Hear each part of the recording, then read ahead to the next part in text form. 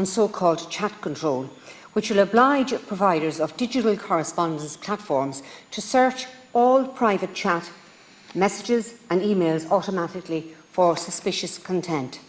Chat control par-ci, chat control par-là, mais finalement c'est quoi le projet Chat Control? C'est une proposition législative portée par le Danemark auprès du Conseil de l'Union Européenne depuis qu'ils en ont pris la présidence, et qui veut obliger les fournisseurs de messagerie comme WhatsApp, Signal, Telegram, les emails et autres à mettre en place des systèmes capables de scanner automatiquement les messages privés que les utilisateurs envoient et reçoivent.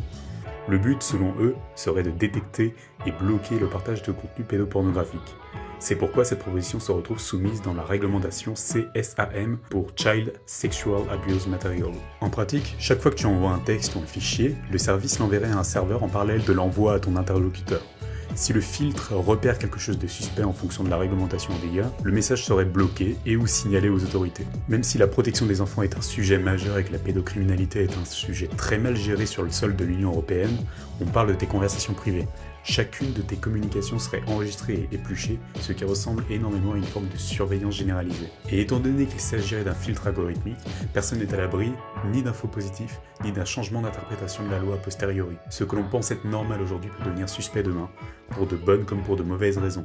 Pour scanner les messages, les fournisseurs doivent soit déchiffrer les communications, soit créer des backdoors, que les gouvernements pourraient exploiter à d'autres fins. Le problème ici, c'est que quand il y a une backdoor, on ne choisit jamais vraiment qui y a accès. En gros, on devient vulnérable aux attaques malveillantes et en provenance du monde entier. Au-delà des considérations en matière de sécurité, ça pose de vrais problèmes en matière de liberté d'expression.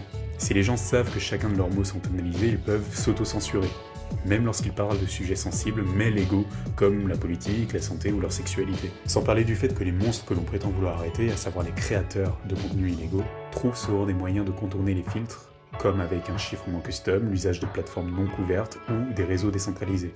Le gain en matière de protection pour les enfants est donc limité comparé aux atteintes aux libertés que représente le dispositif. Finalement, il faut se poser la question suivante. Sommes-nous prêts à sacrifier le respect de notre vie privée, de notre intégrité et de notre liberté d'expression au profit d'un dispositif voué à être inefficace? J'ai pas la prétention de vous donner la réponse, même si j'ai des idées très arrêtées sur le sujet. Mais sachez qu'aucun pays disposant de l'arme nucléaire n'a renoncé à son stock d'ogives au nom des valeurs humaines.